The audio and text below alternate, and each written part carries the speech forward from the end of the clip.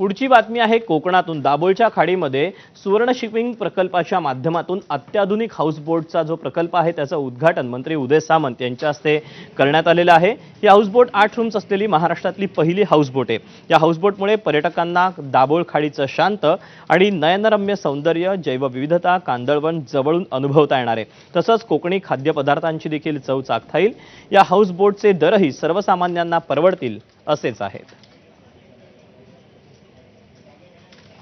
तयारी पण झाली। आम्ही आंबेडकर खाडीमध्ये जागा घेतलेली आहे। आम्ही तिथे बोटी बांधणार आणि ज्याला कोणाला बांधायची असेल त्याला आम्ही गाईड करू ना। हे गाईड केल्याशिवाय होणार नाही। पण तुम्हा वार्ताहरांना माझी विनंती आहे की तुम्ही याचा खूप प्रचार करावा।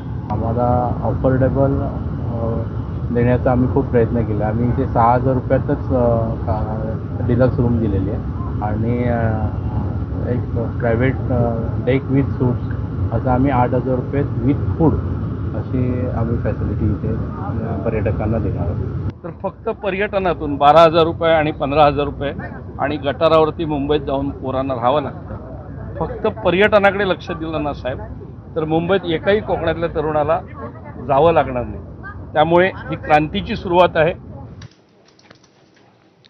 सध्या दिवाळी सण सुरू आहे आणि या सणाच्या पार्श्वभूमीवर आलेल्या सुट्ट्या या सगळ्या पार्श्वभूमीवर कोकणातले जे समुद्र किनारे आहेत ते सध्या हाऊसफुल झालेले, गर्दीनं फुलून गेलेले पाहायला मिळत आहेत। सिंधुदुर्ग जिल्ह्यात खास करून ही मोठी पर्यटकांची गर्दी पाहायला मिळते। सिंधुदुर्ग जिल्ह्यामध्ये दिल्ली, गुजरात, मध्य प्रदेश, मुंबई आणि पुण्यातून बरेच पर्यटक दाखल झालेले आहेत। अजून कालच आलो आहे इथे आणि आजपासून आमचे एन्जॉयमेंट ऍक्च्युली चालू झाली आहे। आज आम्ही सुरुवातीला इथले जे स्पोर्ट्स आहे, वॉटर स्पोर्ट्स ते एन्जॉय केले। बनाना राईड, जेट स्की, कुठं होतं, बंपर राईड होते, ड्रॅगन राईड आहे। अतिशय सुंदर फॅसिलिटी आहे। आज आम्ही दांडी बीचवर आलेलो आहे आणि इथे वॉटर स्पोर्ट्स करतोय आणि आता मुलांसोबत भरपूर एन्जॉय केले। आता स्कुबा डायव्हिंगला जातोय। तिथून आल्यावर आम्ही सिंधुदुर्ग किल्ल्याला भेट देणार। शिवाजी महाराजांचा तिथे जो शिवाजी महाराजांनी जो समुद्रामध्ये किल्ला बांधलेला आहे तो आज आम्ही प्रत्यक्षात बघणार आहे आणि मुलांना त्या निमित्ताने आपल्या इतिहासाचं प्रत्यक्ष दर्शन घडेल। आणि अशीच काहीशी गर्दी सध्या मुंबईतल्या दादरमध्ये देखील पाहायला मिळते आहे। रानारे रोड हा गर्दीनं फुलून गेलेला आहे। विविध वस्तू खरेदी करण्यासाठी सध्या रानारे रोडवर ही भली मोठी गर्दी झालेली सध्या पाहायला मिळते।